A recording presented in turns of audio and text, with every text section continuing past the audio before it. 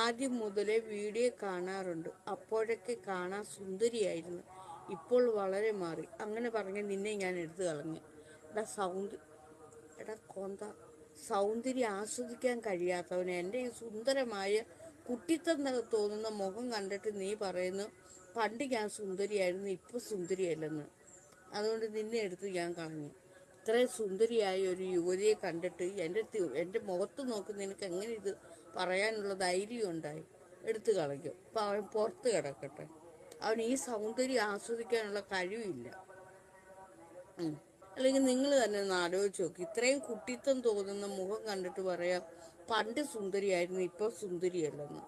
അത് അവൻ്റെ കണ്ണിൻ്റെ കുഴപ്പമല്ലയോ? എടുത്തു കളഞ്ഞു.